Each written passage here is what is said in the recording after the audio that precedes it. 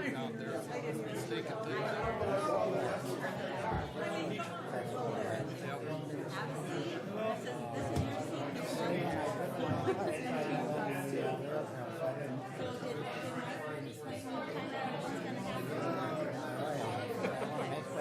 That's right.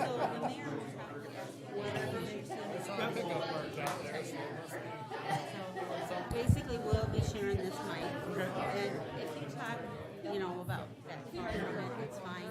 Try to speak into it. Soccer practice.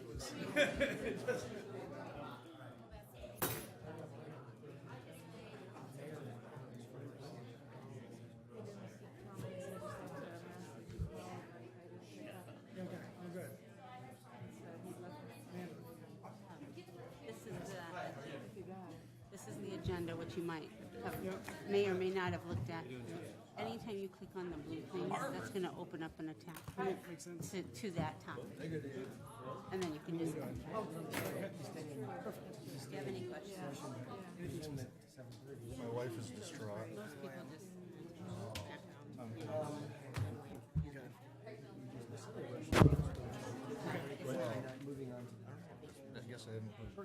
Yes, if they do a presentation on the overhead and stuff, you switch this to A, it'll be right there in front of you. You just hit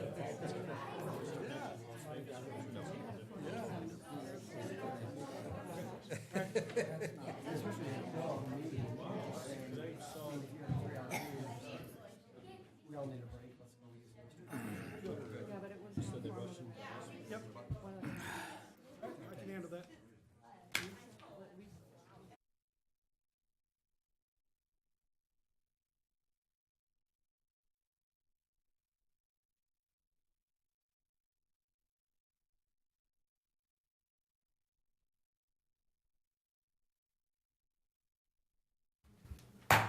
I call to order the Waverly City Council for October 2nd, 2017. Let us rise for the Pledge of Allegiance. I pledge allegiance to the flag of the United States of America and to the republic for which it stands, one nation, under God, indivisible, with liberty and justice for all. Seated. Today's opening prayer for the month will be given by Pastor Dan from First Baptist. Well, you can introduce yourself, and I know you probably have a few words to say as well. Yes, I'm Dan Elo. I'm the pastor at the First Baptist Church here in Waverly. Haven't been in Waverly for a long time, but appreciate your service to our town and our community. And all of our hearts are a little heavy right now in light of the tragedy in Las Vegas. And as Scripture says, when one suffers, we all suffer. And as a people, our hearts are heavy. And so as I pray for you tonight, I want to pray for those in Las Vegas tonight and in our nation. So if you would, just unite your hearts with me in prayer. Father, we thank you tonight that you are the God of all comforts. And Father, we thank you that your heart is pained and touched when you see sorrow. And Father, our hearts are heavy tonight as a nation as we've seen the carnage and the tragedy. And Father, we just pray tonight for these families. We pray for those in that whole community tonight, God. We pray for our nation tonight, God, that you would bring healing and comfort out of what appears to be nonsense and craziness. And Father, we just thank you again for the privilege of this nation, the freedom that we have. Thank you for this city. Thank you for the blessing of this city. Thank you for each one around this table tonight. And we thank you for their service to this community. And we just would pray that you might bless them and that you might give them wisdom, discernment, as they seek direction for the best interest of this town. Again, we just acknowledge your presence and want your blessing on this meeting. And I pray these things in the name of Jesus. Amen.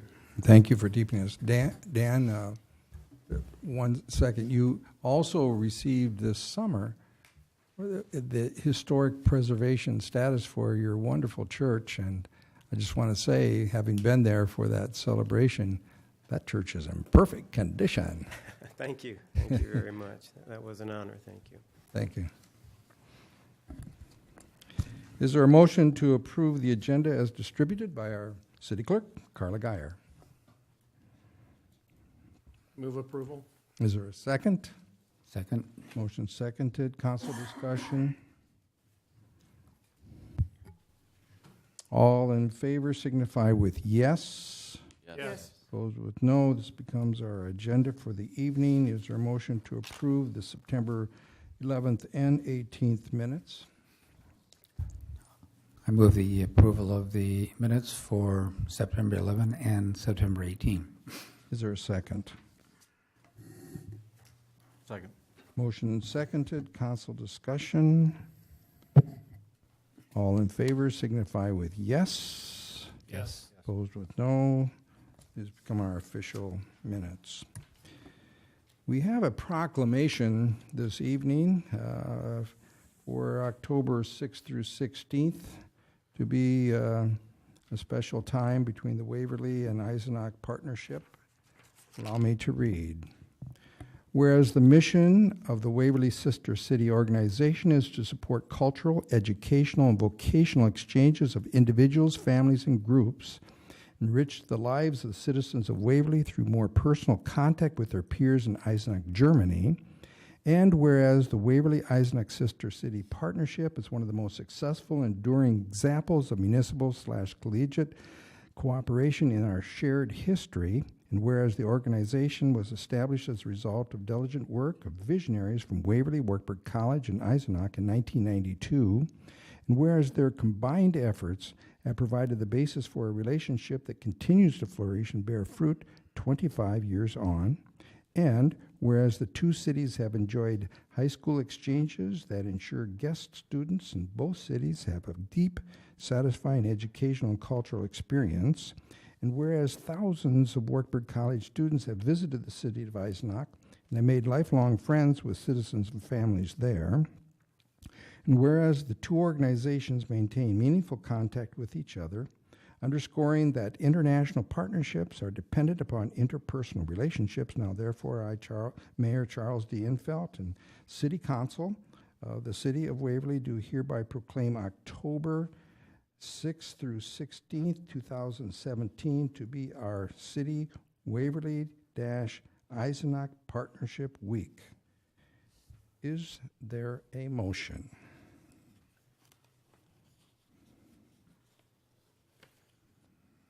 I can do that. I move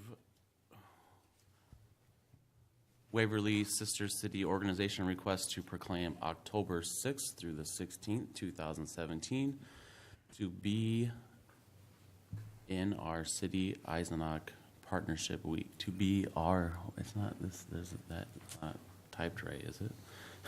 Thank you. No, it's good. Did I? Is there a second to that motion? Is there extra word in there? Second. It's motion and seconded. Council discussion on this. It's coming up quick. Today's what, the 2nd? The 6th they come, and Thursday, yeah. we're doing that official welcomes on Monday, I believe, and I'll be part of that.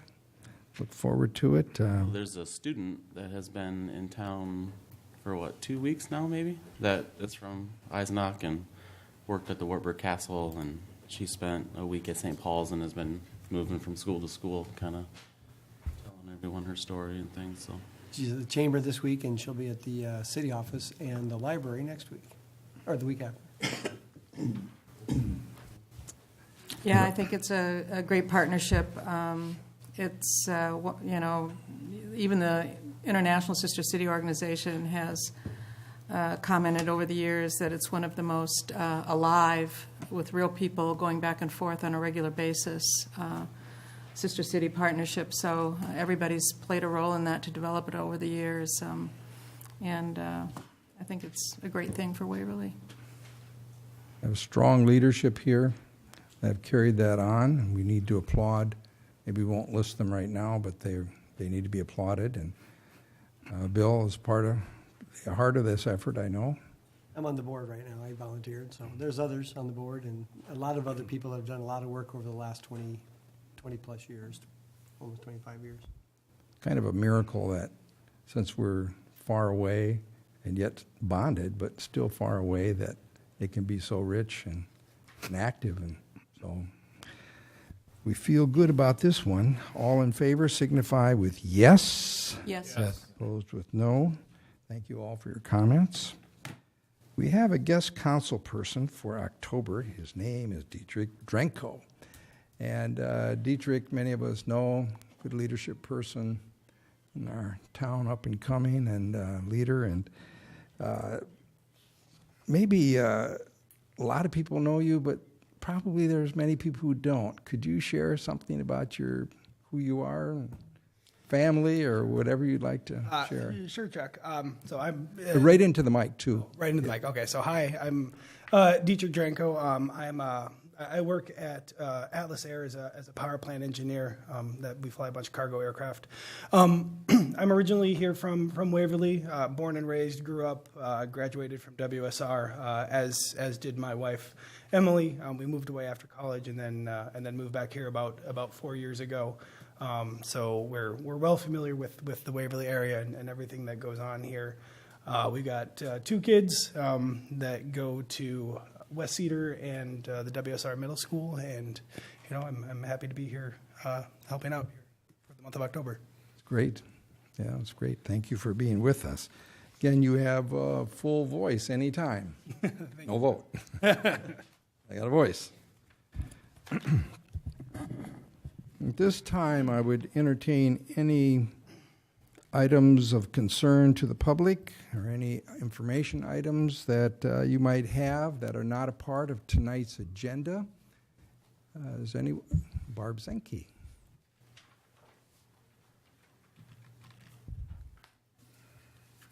I'm Barbara Zemke, and I am chair of the board of the Waverly Chamber Music Series.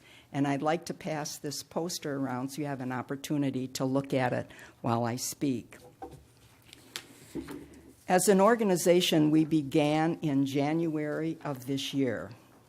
And our mission is to bring people together for the enjoyment of community and music. And all of the music concerts that will be presented, and there are 5 this year in October, November, February, March, and April, will all be held in the narthex of St. Paul's Lutheran Church and School. All concerts are free to the public, so you are most welcome to come and enjoy chamber music in an intimate setting. And after the concert, you will have an opportunity to have refreshments and visit with the performers and other community members who are there. We are not sponsored by the Waverly Chamber of Commerce, but we are a nonprofit 501c3 organization, and as such, we are a member of the Chamber of Commerce. And it's really important that we understand that difference, because along the way, there seems to have been some misunderstanding that the Chamber itself was sponsoring us, and that is not the case. Our performances will include a faculty quartet out of UNI, that'll be piano and strings. The second one in November is called Lumina, and that is a vocal quartet of 4 women coming from Minneapolis. Our third one in February is called Duo B, and that is violin and cello. That is a group coming from Luther College in Decorah. The fourth one in March is called Wolfgang, which is kind of an interesting name. They perform Baroque music and will be using the traditional Baroque instruments for their performance, including bringing their own forte piano for that, because that's what's used. And the last one in April is a piano-violin duet coming out of Iowa City. For us, we are really excited to present this kind of opportunity to Waverly and to the city, the Cedar Valley as well. To me, it's another opportunity to add a cultural experience which is different from the cultural experiences that we have here in Waverly. And we certainly feel that it's well worth anyone's time on a Sunday afternoon at 2 o'clock with a free concert to come and hear some outstanding professional musicians. There are refreshments afterwards, as I had indicated, and an opportunity to visit with all of the performers, and you're welcome to stay as long as you would like. It is free, but we will have a basket for anyone who wishes to make a donation. I suppose the question is, how are we supported? We are supported by donors, and we are in the process of making calls, and some of you may have been called to be a donor. And if you are, seriously consider it. If not, you can look us up on the web, and a donor information sheet is available for you, if you so choose, to consider the Waverly Chamber Music Series as one of your charitable contributions. 501c3, so it all is deductible. And I thank you very much for the opportunity to share this information with you as council members. And I certainly hope we will see some of you there. Barb, you can stay right there. Constable, any questions, comments, or anything we'd like to say on this one? Barb, I think it's an excellent contribution to the cultural life of our community, and I hope you run out of chairs. We do too. We can always find a few more somewhere. Yeah, and for those who haven't been to the narthex of St. Paul's, that's a good opportunity to see this new wonderful facility, which they want everyone in the community to feel comfortable in and welcome. And so it's a great opportunity there, too. We visited with Pastor Arthur regarding the use of the facility, and I think 3 minutes into the conversation, he said, "Why, certainly. We graciously offer that as the venue for the Waverly Chamber Music. It's great for the community." Thank you. Any others? Thank you very much. Thank you, Barb.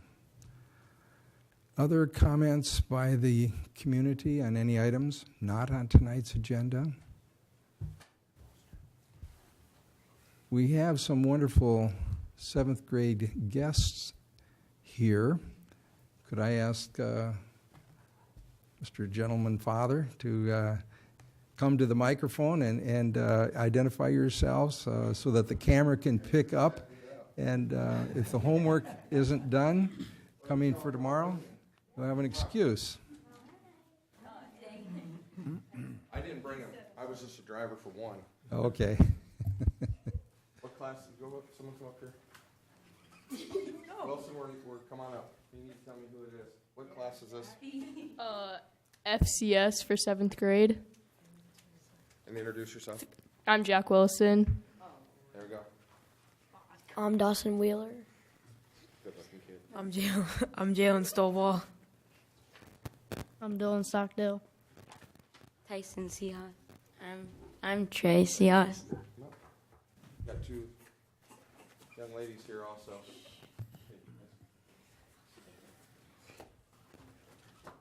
Chloe Trowbridge. I'm Carly Trowbridge. And I'd just like to thank you guys for letting them come in here. It's important at this age they start learning about city government and how it functions. So thank you for what you do. Thank you.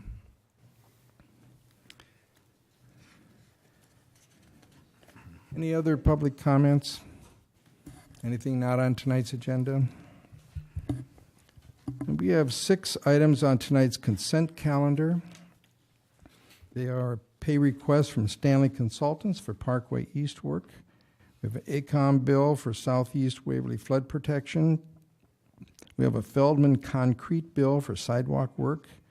We have a Duke's root control bill for sewer root control. We have a beer permit for Casey's.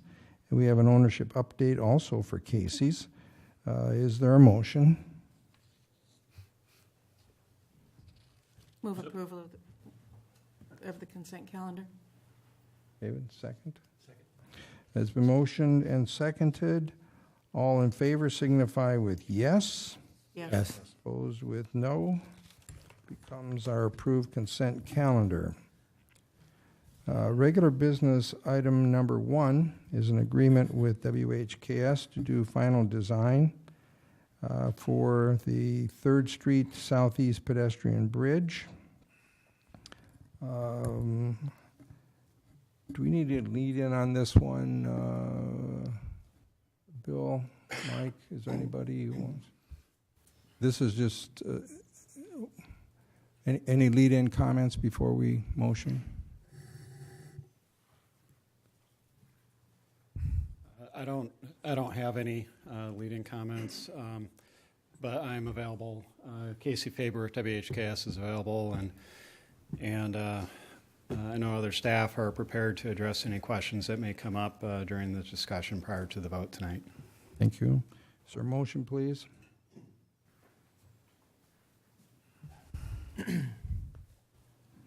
Move resolution 17-126, a resolution approving supplement number 2 to the professional service agreement from WHKS and Company, Mason City, Iowa, for the 3rd Street Southeast Pedestrian Bridge Replacement Feasibility Study. Second, please. Second. Motion and seconded. Council discussion on this. I just have a quick question. I guess it'd probably be more toward Bill or Mike, but is this how we did it last time in February, where we just amended the previous study, or did we have an entirely new motion that was making a new contract for specs? I mean, to me, it seems like it's worded kind of weird, but I don't remember how we did it back in February or Well, I guess last year. I can let Casey address it, but it's very common that we have a master agreement that covers the basics of the contractual requirements and relationships between the city and the consulting firm. But then as the council directs the work, we will do a supplement to that master agreement that is focused. In this case, it was this supplement is targeted to the specific pedestrian bridge that the council identified they wanted to proceed with. Okay.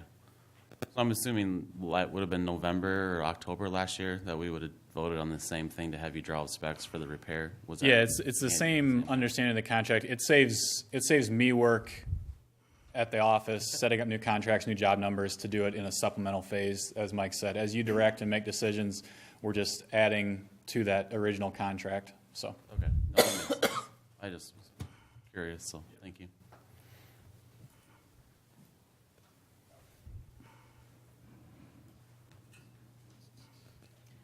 I, at this point, at least without hearing, more discussion, I plan to vote against this.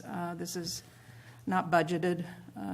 It's a significant amount of money, and it's only going to lead to spending more money on this bridge, which I'm still getting feedback from citizens that they don't want. So, especially given that it's unbudgeted, I plan to vote against it. Thank you. Councilperson? I guess I just have one comment to that, is that when Edie got on council, her and Dan actually invited me to come meet with them here at council chambers before a meeting, and I hope this isn't going to be a put down, is it? it's going to be the truth. Is it going to be put down? Put down on who? Okay, proceed as long as it's not a put down of anybody. Okay. So they advised me that on votes that happen in council, that once they are approved by council, that everyone on council needs to accept that and approve going forward. So that was the sentiment of that meeting. I know, Edie and Phil were part of the council rules or regulation things that we had at one time, but didn't come for a real vote. But even in there, it said once a council agrees on something, and they just advised me to not oppose it in the paper then, not to oppose it in later meetings, that we need to move forward because the decision had been made. So obviously, that's not how it's going right now, but that's how I was told to work in the past. So. I guess I want to speak in favor. I've had significant amount of people come forward for it, but just logically, this is the best thing for that neighborhood. Recently, not to call out Mr. Bergen, but a candidate for council, Brian Bergen, I thought said it very, very eloquently that how he described. And I guess I don't want to paraphrase and turn words around, but how this. I guess in my words, this is the right thing for that location. It's always kind of talked about an alternative would be a two-lane bridge, and that's just not the neighborhood. That's not the place for a highway bridge. It's a neighborhood where people are living, and it's not a pass-through.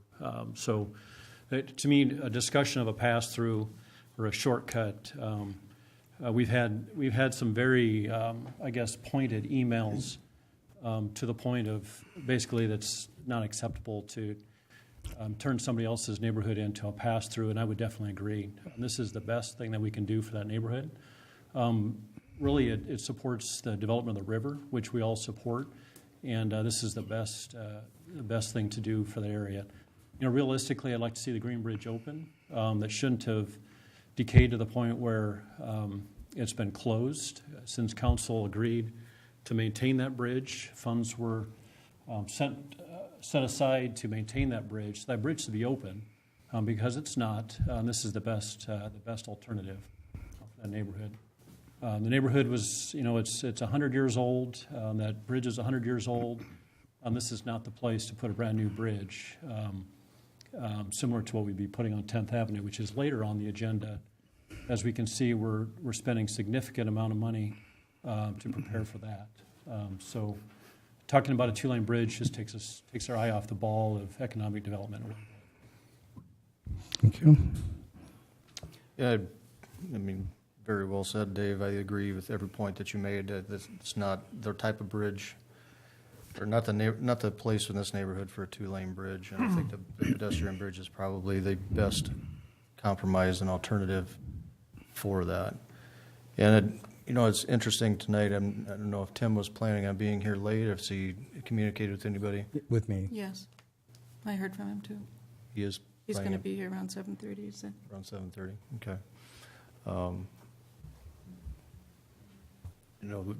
He's been a good proponent. He said he had very good thoughts the last time we met and spoke about this as well. So. I'm not really sure this is the time and the place to be talking about the merits of the project. I want to affirm Edie's concern about the budget, and it seems to me at this point we are not budgeted for the project. If we do it in the future and it goes into a budget, I think that would be the time for us to move forward with it, but I'm not comfortable with doing that right at this point. I'd like to add, too, that, 3rd Street has always functioned as a collector street. That's nothing new. I hear from neighbors that do want it, Dave, so I think you might think it's the best solution, but I know there are neighbors in that neighborhood who don't think it's the best solution. And I think to compare the 10th Avenue bridge to what could be done for a vehicular bridge in that neighborhood is not a very good comparison, because there are ways to build a bridge, a new bridge, that would be very much in keeping with the neighborhood, and we've seen some examples of that over the last couple of years when we've looked at this whole question. I think discussion of the budget, though. The repair option, we found a way to fund that. Our city manager said that we can make that work. So to me, there's the budget is fluid, as we see throughout the year. There's amendments made to the budget. We've done that before, and we can continue to do that. It's just a matter of priority. So we don't want to. I guess I don't want to hang ourselves on the fact that this is not in the budget, because we've set a precedent that the budget can be amended.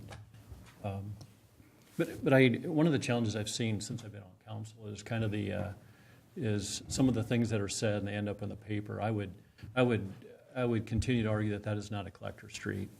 It was a collector street in 1917, I believe. Maybe 1930, maybe 1940, not in 2017 and not in 2050. That's my opinion. But I also, I've done, as I do with everything else, I've done a lot of research on the impacts of that neighborhood if we would increase the traffic, and it's significant. And so my goal is to protect the property owners. In many cases, many have come to us. The ones that haven't, I feel like they're really at our mercy, which I've seen that in other situations.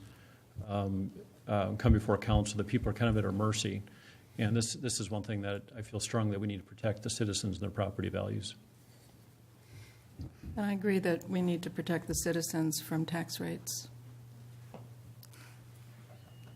I think there's been a lot of outcry, a lot of very strong, loud voices, both from email and in council chambers that at times borderline on inappropriate. Just because they're the loudest voice does not necessarily mean that they're majority. There's been a lot of disrespect, I feel. For the residents in the neighborhood, and this has become a shortcut for a lot of people, and not necessarily. Their motives are not necessarily to serve the residents of that neighborhood. It's more just as a shortcut for people around.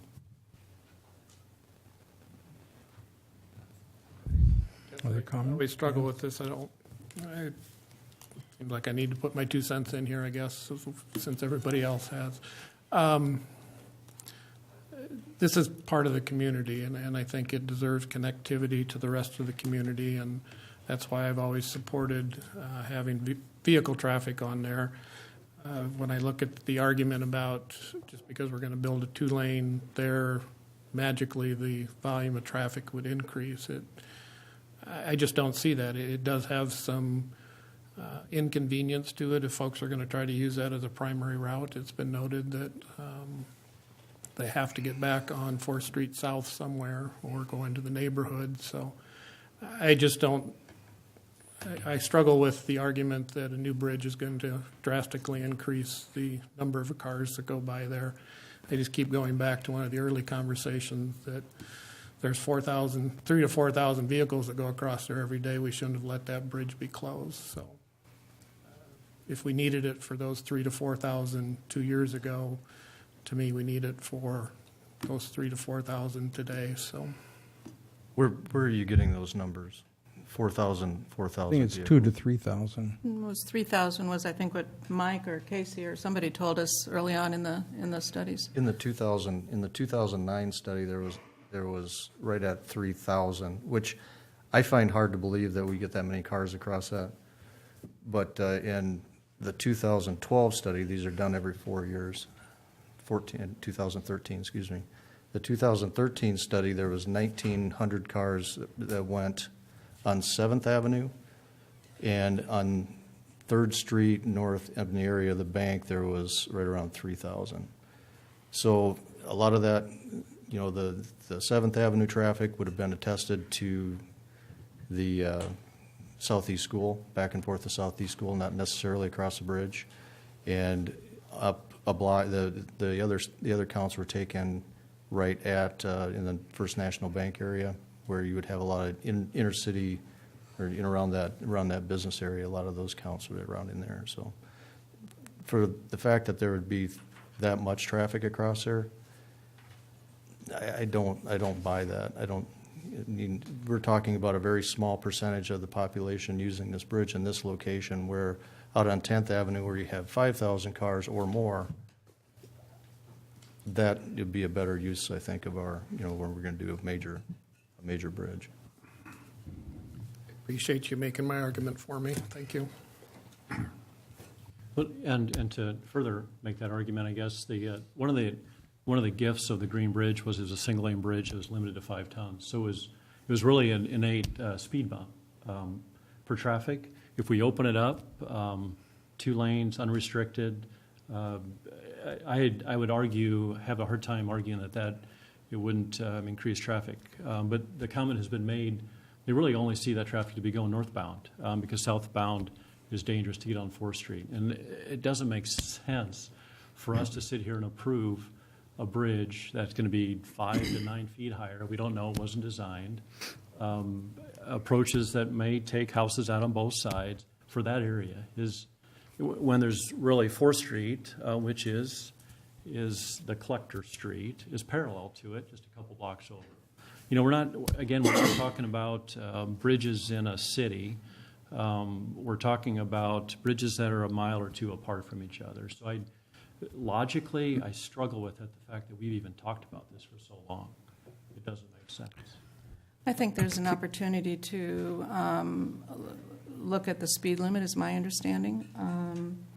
I understand we can't restrict it. Mike has said that in the past. We can't put speed bumps. Can I get clarification from staff on can't that? put a stop sign. It's a residential street, it'd be a 25-mile-an-hour zone. Right. Okay, all right. So it has a 25-mile-an-hour speed limit. If that's enforced, that shouldn't be an issue. And the last thing that I remember hearing from our engineering reports is that no houses would likely need to be affected in terms of being removed. I mean, there might be some elevation changes, but no removal of homes is my understanding from the last thing we heard. Can I speak now or not? Yeah, just a minute. Casey, can you speak to that? Yeah, sorry, I'm trying to. Because I don't want that to get out there that we got to remove homes if it's not true. Yeah, I'm trying to access SIMS on the fly because I don't want to misspeak as far as traffic. SIMS is where we store all the inspection data. The DOT populates a lot of that information. The traffic counts as of 2009 were 3130, so 3,130 was the last one that's stored in here. I can't give you better information than that from my cell phone, but that's as good as I can get you right now. As far as houses, Edie's correct. According to the study from 2001, now I don't want to speak about today because I'm not 100% sure, but my understanding, because I wasn't here in 2001, the way that report is written, the 2001 study that we performed and the task force that was done in 2003 looked at alignments at 3rd Street where no houses were taken. I believe at the northeast corner is where there's the house that's the closest. There'd likely have to be some walls. The elevation change that we're talking about for the pre-stress beam bridge, if you remember that from a month or 2 ago, the pedestrian option that we were talking about, it's the same elevation change. So the center of deck height over the middle of the river is actually 2 inches different than the center of deck height for this pedestrian truss. So the elevation change is very similar for a roadway bridge as it is for this, because the elevation is all about the floodwater regulations that we need to meet from a hydraulic standpoint. It has nothing to do with traffic. And on a 25-mile-per-hour street, that elevation difference is okay for sight distance is, again, my understanding. We're not talking about 9 feet. I believe we were at 6.5. I've got the study here if you want me to grab it open. But it seemed all the different discussions at range. Yep. Not yours. Yep. No, I just wanted to. And so that's what we're saying as the engineering firm. Our preliminary analysis, per what we said in that report a month ago, is about 6.5 feet of where the 3rd Street deck is currently. So at the center span. So just so we're clear on that shouldn't be disputed. That's what we're talking about. That's the difference, though, between building a new car bridge versus pedestrian, is that since you're raising it 6 feet, you have to build ramps then up for the cars to drive across, as opposed to people. You're not going to start a half or a block away and build your way up to it. No, we have to build ramps there too. Everything has to be ADA accessible, Americans with Disabilities Act. So there will be ramps in any case to get to that grade. That 6.5 feet is the same for any type of bridge that we're talking about, or within a couple of inches. So. And I'd just like to come back. Thank you. Can anyone talk besides Edie tonight, or is she the only one? I don't want to hear that.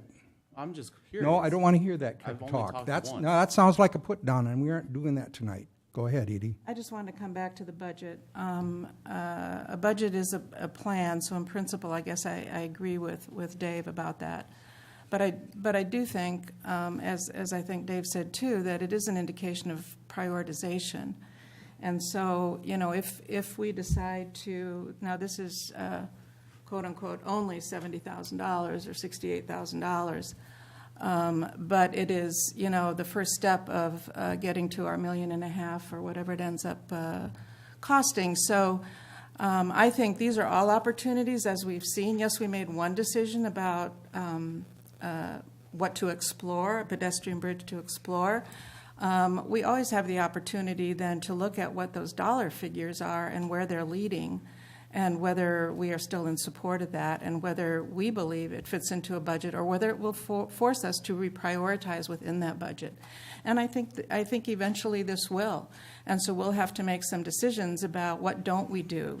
Do we not do 20th Street? Do we not do 10th Avenue at the same pace? Do we not do Cedar Lane or any of the other projects that to date have always been prioritized higher by this council through our discussion and through our actions on setting a preliminary budget? So yes, budget is fluid. It's a plan that can change, but it does say something about prioritization and what you're going to do and what you're not going to do. Thank you. Any last, before I open up to the public? I'm allowed to talk. You can talk. Okay, awesome. I think there's been some interesting things said tonight on a few topics. I know, Dan, you said that you want cars on that bridge and always have, but yet you voted against the option in February to put cars on that bridge. So that's a little iffy, but that was your decision. But if your goal was to put cars on the bridge, we had something with specs in February to vote on. And your point is? And then, the argument that Edie and Mike are making is, if they're saying that we don't have enough money to do this as a city, then they're obviously not going to put a 2-lane bridge there, which actually costs more than this bridge. So if they're saying we don't have the money, then they're just going to let it sit there and do nothing, because they've already said that there's not enough money to do this, which is much cheaper than building the new 2-lane bridge. So that's an interesting argument to make, to say that, well, we don't have the money to do this, and this is the cheapest option we have, but yet they turn around and say, well, it has to have 2-lane bridges there, because you can't say both things, because that's impossible to make those happen. And, the other thing, Edie has been talking a lot tonight about fiscal responsibility, keeping the budget down, taxes, et cetera, et cetera. I've voted against every budget that we've had, because last year's budget went up over 6%. Edie voted for it. Budget before that went up 4.5%. Edie voted for it. Edie hasn't voted against any budget. So they go up every year. She has no problem with that. Well, just so we don't end up trying to put down another council person here. I'm not putting her down. I'm just pointing out the facts of the votes. Say it in a straightaway way. How can I say it any straighter?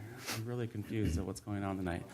But, it's just, I'm confused at how people can say, well, I really want cars on that bridge. And then when we get a vote to put cars on the bridge, they vote no. Or now they're saying, it really has to be a 2-lane road there. We really have to put a 2-lane road.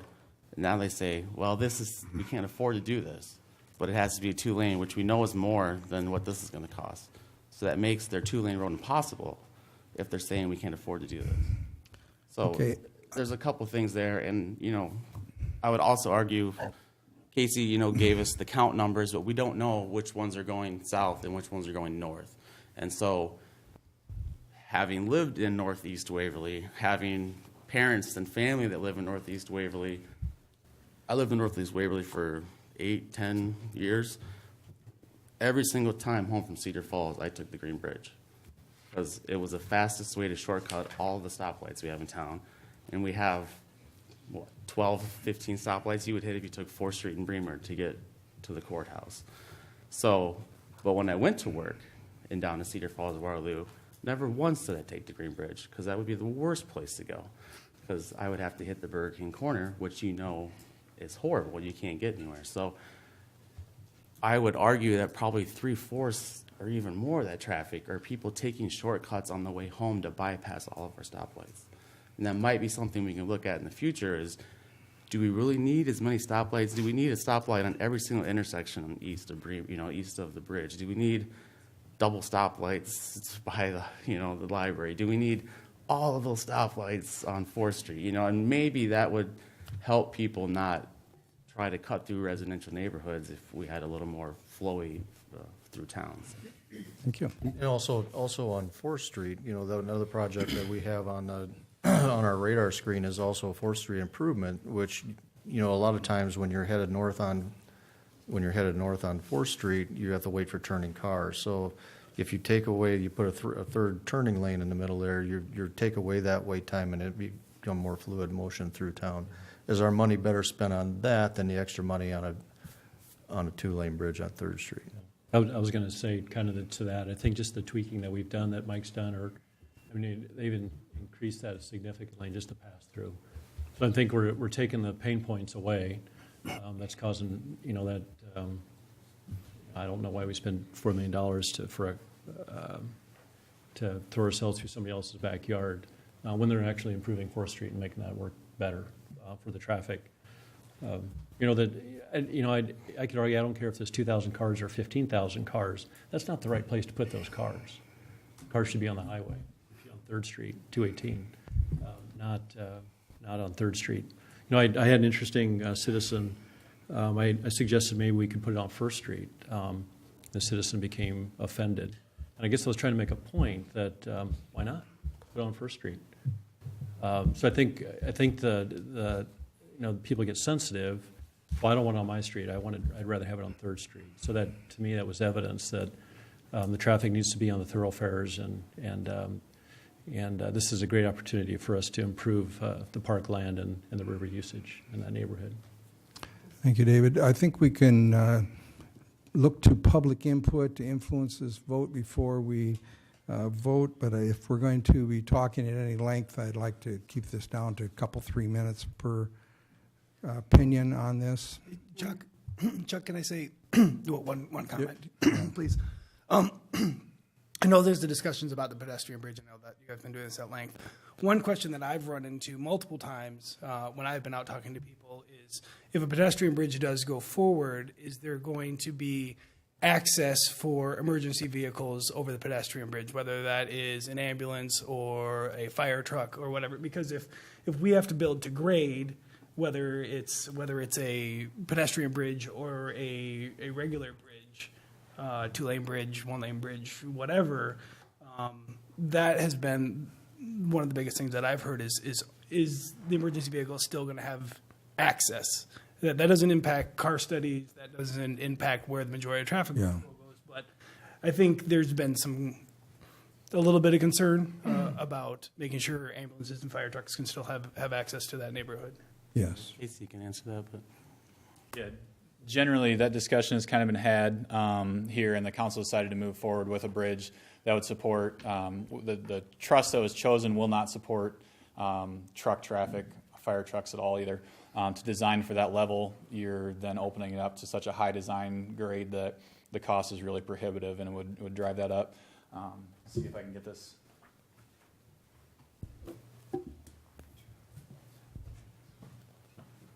At all quickly enough. The alignment that we've preliminarily worked out with Mike and his office is shown here, and it basically turns the east piece of 3rd Street Southeast into a trail, and we'll tie it in appropriately at the east sidewalk on the north side. We'll add a crossing and ramp at the southwest corner. And so ambulances there would be bollards at the end that are either removable or able to climb a curb to access the pedestrian bridge. We'll make sure that we work with Waverly Fire and Rescue, the hospital system, whoever, to make sure that our loads are appropriate, just to make sure that we meet at least that ambulance load, because that's what we talked about in our contract, and what we talked about here in public was an H10 vehicle, which is approximately a straight truck, which is similar to an ambulance. But we'll make the phone calls that are necessary to make sure that we get it designed for those loads, because that's what we all understood that to mean. So you can see here the north side. We'll add a sidewalk across this alleyway and tie in, and then we'll come along the east side of the street. The bridge will align kind of along the east side of the existing bridge, and then at the south end, where it ramps out to the south intersection, we'll put a crossing in and a ramp to tie into the existing sidewalk down there. So that's the plan. It's the most straightforward from a design standpoint. Everything is straight. Alignment ties in really well, and so working with Mike, this was, I'll give him credit, this is all his good idea. We had talked about ramps and curving from the sidewalks that currently approach the bridge, but it gets really complicated and tight there to tie into those existing sidewalks. So this is the idea that we're moving forward with according to the handouts that you guys have. So in short, the answer to that is ambulance but no fire truck. Ambulance but no fire truck, yep. Which is any different than what the Green Bridge couldn't hold a fire truck either, correct? It was rated for 5 tons. Correct. Yeah, in 3 weeks, we're going to be reviewing the Southeast Waverly Flood Protection Study, basically talk about raising 7th Avenue. And what you'll see in that study is that for all but 2 of the more recent flood events, so flood events of both flood events in '93, May of 13 and September of 16, was being looked at and proposed for 7th Avenue Southeast would maintain access into the neighborhood for those events. The only 2 events in more recent history that would not have been accommodated would be the 99 and 2008 floods. Right. I guess that was one thing I was going to bring up, is that this does seem to mesh 2 concerns into one, because we are building a bridge that will allow police cars as first responders to get to houses no matter where they're at, can go over this bridge. Ambulances can go over this bridge. Waverly Line power trucks, city cars, if lines are down or something, there's emergency trucks can go over this bridge, depending on what the weight. It has to be the smaller utility trucks. It Sure. cannot be the big service trucks. But if people are worried about their safety, a police car can definitely go over this and be there before an ambulance, and an ambulance will get there no matter where it's coming from. And like your point is, the bridge usually stays dry at 7th Avenue. That is the problem. And we've talked about that many times in the past, about how one of our goals is to raise 7th Avenue. We tried the HESCO barriers. They didn't work very well, but to raise 7th Avenue so that that neighborhood always has an in and out and doesn't have to rely on the bridge. And that was probably the best idea for us to do. It's not always. It would not accommodate the 99 or 08 floods. Yeah, it's not. Nothing's going to accommodate 2008 flood. I Yeah. think But yeah. the inflatable dam is mitigated. That. Not down here. No benefit in Southeast Waverly by the bridge. Okay, any other I'd like public input before we vote, if there is any. I know we've rehashed this so many times, so I don't want elongated anything, but if there's something prudent we need to say, Brian. I also have no desire to rehash the whole conversation. My only request is when this bid comes through, that you can separate out the cost of removing the existing structure from the cost of building the new structure. So if we decide that we just want to go as far as removing the existing bridge, we have a bid on that cost. Because that should be part of putting in a pedestrian bridge. It would be nice if we would know how much that part of it was. Thank you, Brian. Other last comments? I just was looking through the resolution. I think I read the wrong paragraph on here. Okay. Should I reread the correct paragraph? Okay. So I'll reread the motion of, I move Resolution 17-126, a resolution approving a supplement number 2 to the professional services agreement with WHKS and Company of Mason City, Iowa, for the 3rd Street Southeast pedestrian bridge replacement feasibility study for an estimated fee of $67,900 for time and materials. Who was seconded? What? I second. So he re-seconds that motion, and we should be okay. Re-second the Mary? re-motion. Okay, thank you. As formerly Residents for Repair and now residents supporting the PED Bridge. These have been great thoughts that have come out tonight, and of course, we're certainly appreciative of the council who have looked long and hard at all sides. We've been at this for several years. It's not just in the last months. And I think at the last meeting, we were all kind of alarmed at kind of a spirit of, I don't want to say outrage, but concern. I think perhaps those are people who hadn't been part of this previous and hadn't followed the process quite as long and studied.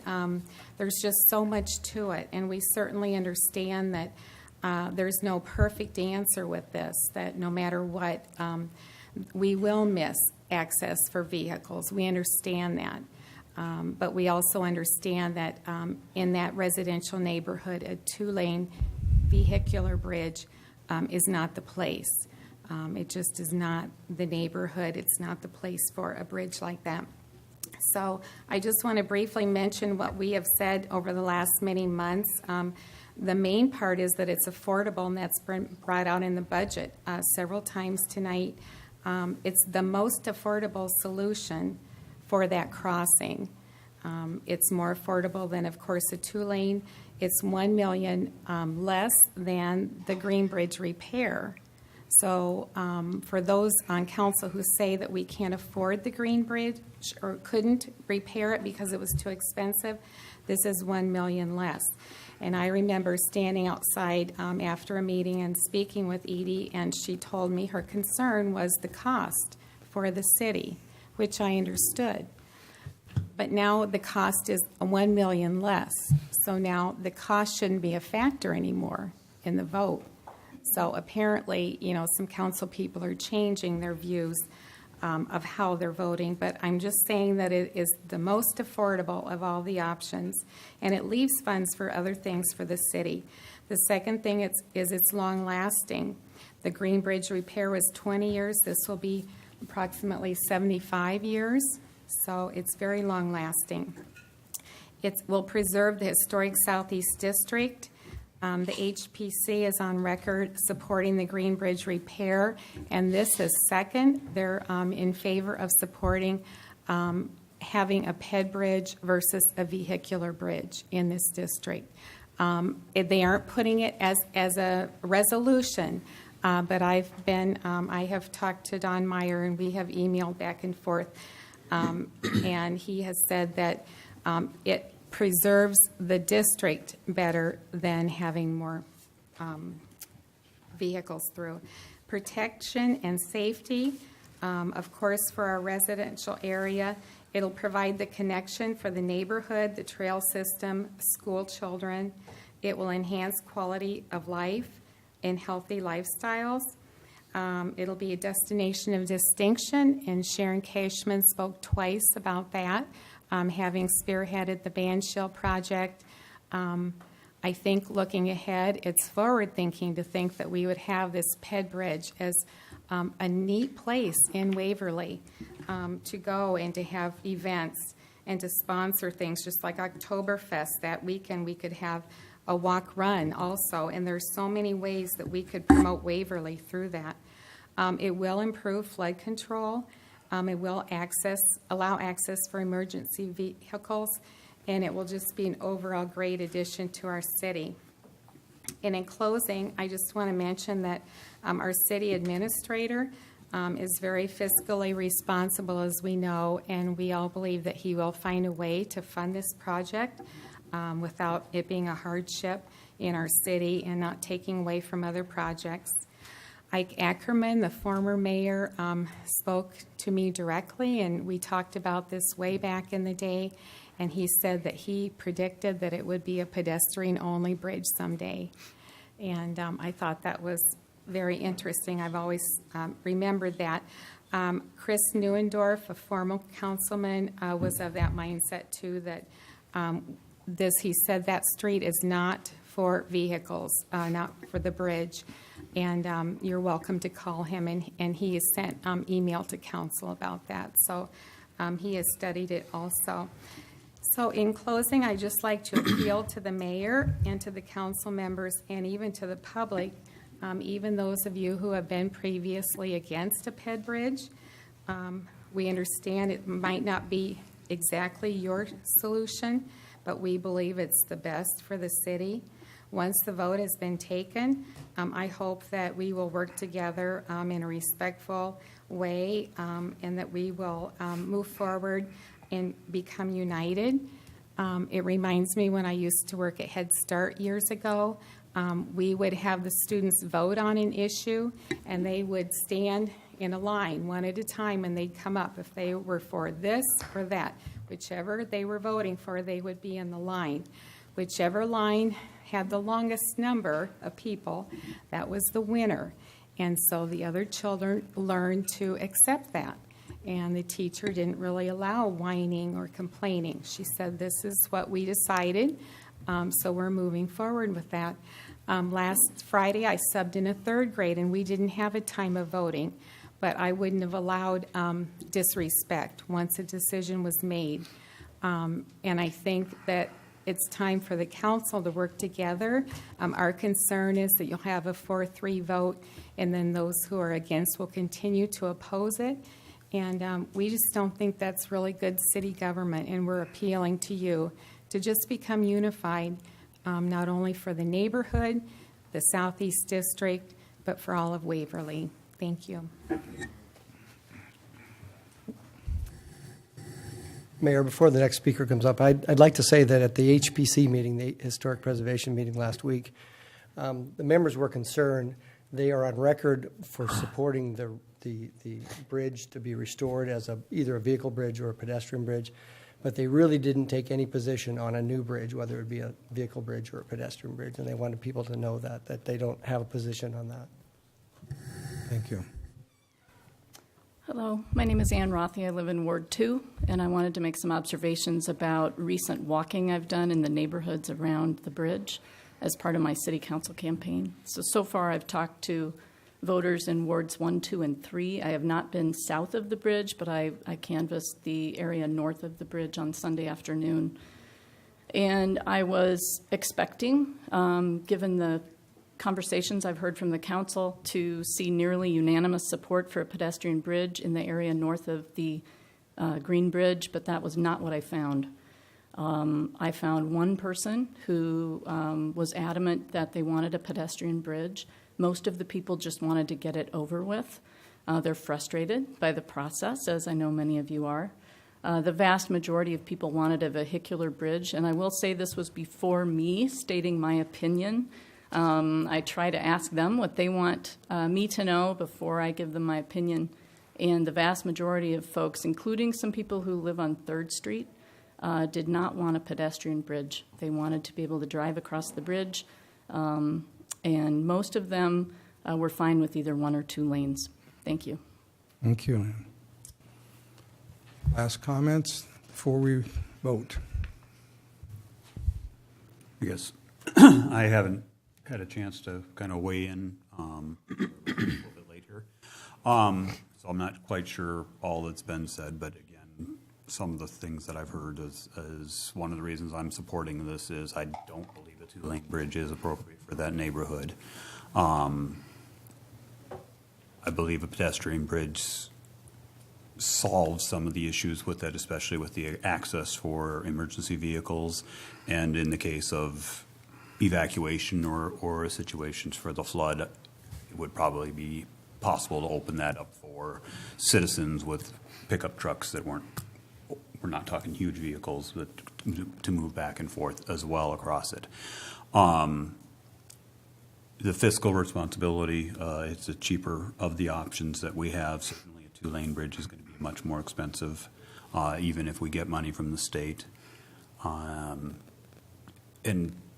to go back to, as I've talked to people, it seems like to some people that it comes down to an either-or option, but really, from what I've heard from people, there are about 5 or 6 or 7 or 20 different opinions about what to do, ranging from some people would just want to build a new 1-lane bridge, which those that have studied it as we have as a council, know that that's not going to be allowed by the DOT, so that's really not an option. Repairing the bridge as it is, cost-wise, was going to be questionable. Doing the 2-lane certainly is, again, different costs and possibilities on a lot of unknowns that have been brought up, whether it's, right now they're saying probably don't need to take any houses, but we don't know for sure on that. So this seemed to me to be the most sensible solution for it, but again, it does also still need to be fit into the budget with other priorities that we have going forward for the city. So while it is the cheaper option, that still is accurately stated that is still something that needs to be worked in. One of the reasons why I voted against the repair option was that it was going to hit the budget in such a way. And then we went and added on the Champions Ridge to the budget and added up the budget too. And so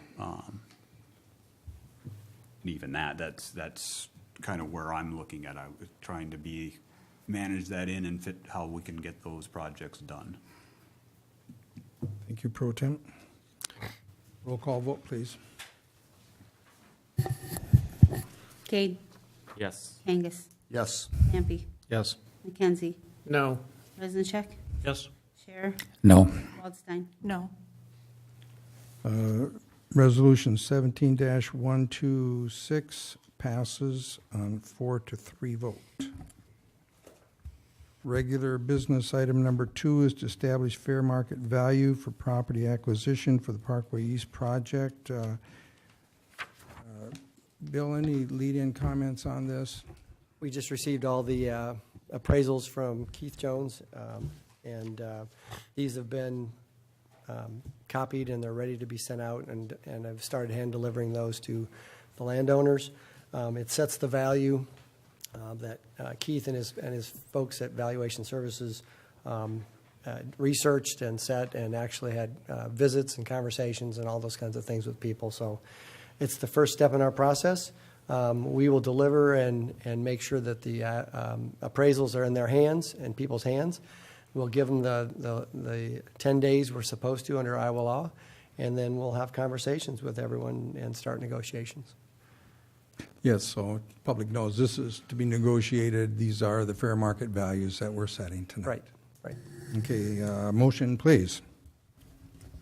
I'll move Resolution 17-122, a resolution approving to establish fair market value for the acquisition of interest in real property for the Cedar River Parkway East Improvements Project. Second, please. Second. Motion seconded. Council discussion. So just what you're saying is, as of right now, none of these landowners have been contacted by the city, and so this is why we have to get appraisals so that we can contact them, ask them if they want to sell. We've had public meetings with all of the landowners. I think we had everybody attend at least one, or maybe there's one missing. We've had conversations about where it was going to be, what we were going to take, Right. and those kind of things. But when we do the official valuation, we're supposed to give them the appraisal, give them the value that we've set, and then let them have time to think about it and before we start negotiations, and we will do that. Yeah. So I'm just saying, up to this point, you haven't been able to actually ask them if they want to sell their house and go through with that, because we have to do this first. We're not selling. Well, we're only buying property, but. Oh, yeah, okay. Yeah, that's what I mean, property house. Yeah. Right. We have indicated that we're doing the project in that area and that we would like to purchase their property interests. And that's what we've taken. Everyone's come with the understanding that that's where the road's going to go, and we're going to have good negotiations, I think, coming up. Kind of have, yeah. Other discussion? I guess my point is, you cannot talk to them about purchasing their land without this going through. We've told every one of them we want to purchase their land. What we couldn't do is use numbers. Okay. We had to wait for the appraisals to do numbers. Now we can negotiate actual numbers. There we go. Yep. Gotcha. More discussion? Public input on this item. Roll call vote, please. Kangas. Yes. Lampy. Yes. McKenzie. Yes. President Yes. Chair. Yes. Waldstein. Yes. Kane. Resolution 17-122 is unanimously approved. I just asked one quick question on that last one. I haven't added up every single parcel, but have you added up all these to know what a grand total would be if the appraised values went for each one? $309,311. Thank you. Regular business item number 3 is the final reading to amend our city code, expanding our zoning district titles from 14 to 16 and amending the title descriptions to include the new R1A and the C2A categories. Let's go directly to a motion. I'll move the third and final reading of Ordinance 1026, an ordinance amending Chapter 100, Section 100.3.01, districts designated of the Waverly Municipal Code, amending district designation titles. Second, please. Second. Motion second, council discussion. I'm going to vote no on this because I voted no to make these new districts, so I think that gives me the okay to vote no today. Okay. Other? Public input? Roll call vote, please. Lampy. Yes. McKenzie. Yes. President Yes. Chair. Yes. Waldstein. Yes. Kane. Nope. Kangas. Yes. The third and final reading of ordinance 1026 passes 6-1. Regular business item number 4 is to amend, is an amendment to change our city code to include new planned development district language to aid in future development. Bill, any leading comments on this one? Pretty much a streamline to make development in the future smoother, better. I think with the planned development district, what we've tried to do is make it more consistent with what we did with R3 and R4 districts. In those districts, you'll have similar type build-outs, site plans. So what we're asking is that we use the same site plan expectations in the planned development district as we do in those R3 and R4 districts. Other than that, we've reduced the size from 10 acres to 5 acres. That was a touch somewhat controversial. I don't think it was controversial, but it was not unanimous. Let's put it that way. We just think in a smaller community, it's more likely to be used with 5 acres than requiring it to be 10 acres. And I think our thought is the intent of this planned district is to allow you to mix some commercial and residential together, and that could be relevant at a smaller than 10-acre size. So we thought it was relevant to use that. In a planned way. In a planned way, right. Where you're designating the areas and what you're doing with it and why you're doing it. So you don't have to create 2 separate projects when you're really doing it together. Other than that, it's just kind of a clearing up some of those issues that became raised during the time that we were discussing the planned development, the current one, that's the Centennial Oaks area. And I think it just kind of pointed out some things that we wish were in that ordinance to help us with overseeing those to make sure that development goes appropriately. We tried to borrow some for this plan from Waterloo because we thought Waterloo had a very good ordinance. And so we've used some of their language and some of their the way they've set up things. And we think this will work really well to be usable for others that want to do a planned development. Sounds good. Motion, please. I'll move the first reading of Ordinance 1027, an ordinance amending Chapter 100, Section 100.17 PD, Planned Development District, providing, am I reading it right here? Planned Development District providing for replacement of planned development language with new Planned Development District language and setting a public hearing for October 16th, 2017 at 7 p.m. in the council chambers at City Hall. Second, please. Second. Motion and seconded. Council discussion. The only thing I would add to Bill's comment on the 10 versus 5 acre minimum, one thing that kind of stuck out for me was that in however many years or decades, however long it's been that we've had this on the books with 10 acres, somebody's only chosen to take advantage of it 1 or 2 times. And primarily because, I mean, I guess listening to staff and having planning and zoning discuss it and what they knew, seemed like a lot of the issue was the size, that it was maybe just a little bit too large, and so that's where the discussion between 10 and 5 came from. Thank you. This has planning and zoning, almost unanimous, not quite. Approval? Just for people at home that don't have these nice documents in front of them, the planned development district, it's not an actual, well, it's not a zoning district like an R3, R4. We're talking about if someone were to plan to develop a new subdivision in town or a 5 to 10 acre new area.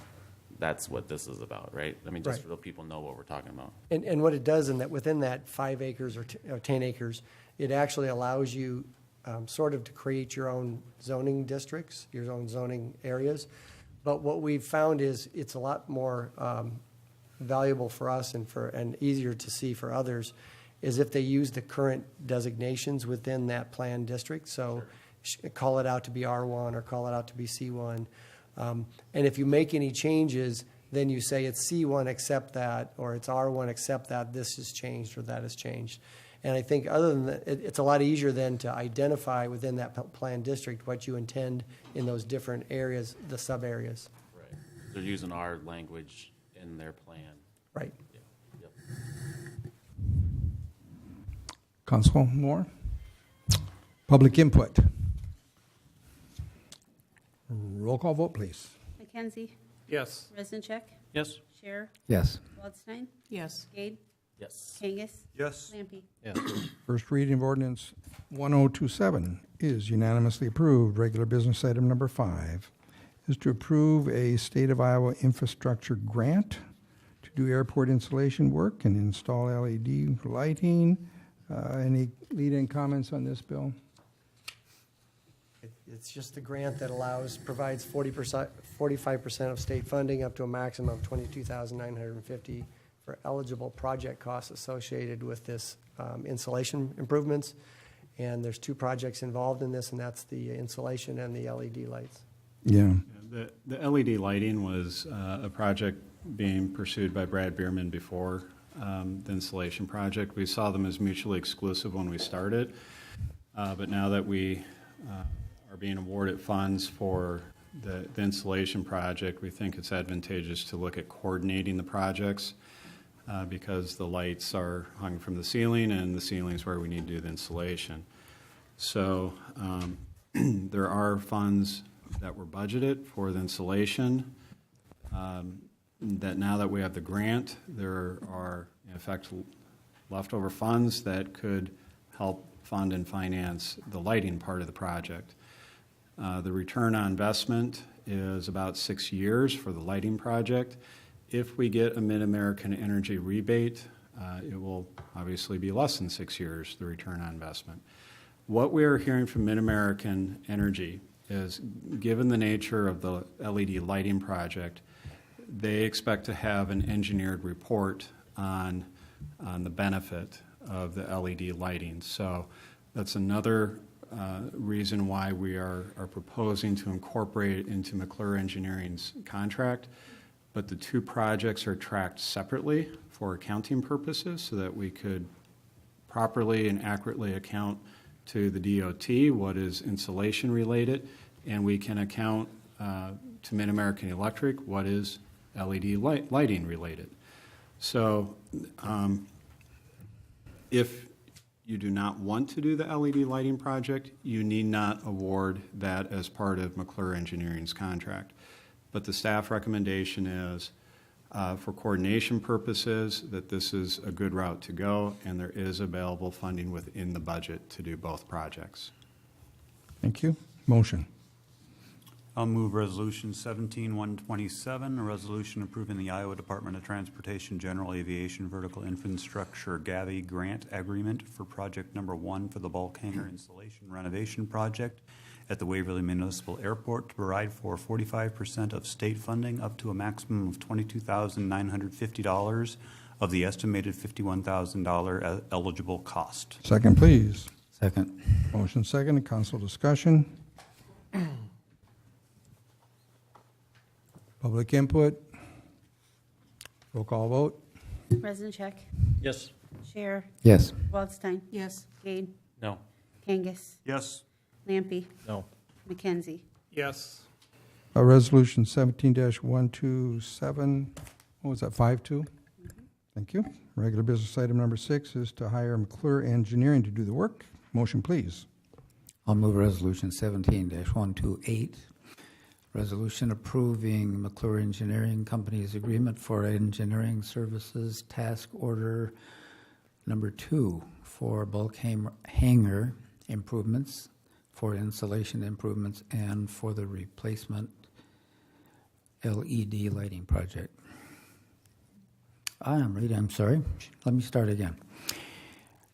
Move approval of Resolution 17-128, a resolution approving McClure Engineering Company's agreement for engineering services task order number 2 for bulk hangar improvements for insulation improvements for the estimated cost of $6,160 and for the replacement LED lighting project for the estimated cost of $4,000.